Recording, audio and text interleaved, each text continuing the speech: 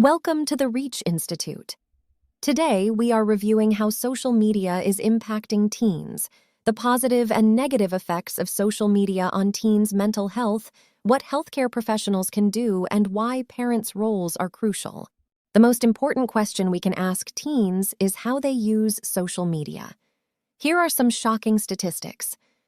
Among 13 to 17-year-olds, up to 95% use social media, with 35% saying they use social media almost constantly.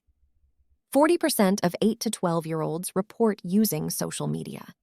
Youth who use social media more than 3 hours a day face double the risk of mental health problems, including depression and anxiety. As of 2021, 8th and 10th graders spent an average of 5 hours per day on social media.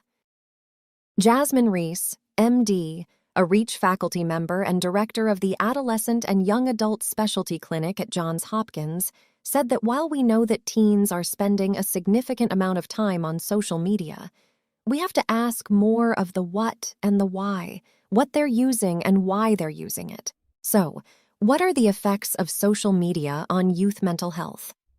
Some positive benefits include positive community, connection, and friendships, including increased acceptance, support, and creativity.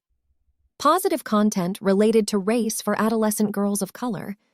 Potential for promoting help-seeking behaviors and initiating mental health care, including support for marginalized youth. Potential harms include increased risk of poor mental health outcomes like depression and anxiety, concerns about harm during vulnerable brain development stage, correlations with negative outcomes, cyberbullying, body image issues, disordered eating, poor sleep quality, exposure to misinformation. Dr. Reese shared that her hospital did a study on the effects of the COVID-19 pandemic on adolescents with eating disorders and uncovered a shocking 188% rise in admissions for ED in youth aged 10 to 21. She explained that there's a lot of body image comparison because everybody online tends to look a certain way or looks perfect in their eyes. When asked about the impact of social media on their body image, 46% of teens aged 13 to 17 said it makes them feel worse. Another main concern is the spread of misinformation, especially when it interferes with patients' health. One recent trend is a sudden rush of self-diagnoses based on generic ads targeting disconnected youth. Dr. Reese has seen an increase in the number of youth believing they could be autistic based on TikTok videos and ads they saw with no clinical evidence. So what can healthcare professionals do to help keep things positive? Ask the what, when, and why. What apps are youth using? How are they using them? Have they received or sent mean messages on social media versus time spent on screens? Engage with youth. Dr. Reese walked in while a teen was making a TikTok and asked to see it. By showing interest, the teen opened up and shared more.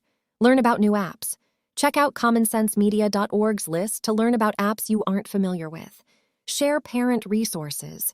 Bring more transparency to social media use in families. A parent's role is crucial when it comes to social media use. Some parents struggle with their teens spending too much time on their phones, but only some discuss potential dangers and effects, or ask what apps they're using and how. Dr. Reese adds, the other part of it is really educating the parents or caregivers and teens of what's safe and what's not safe. We have gaps in our full understanding of the mental health impacts posed by social media, but at this point cannot conclude it is sufficiently safe for children and adolescents.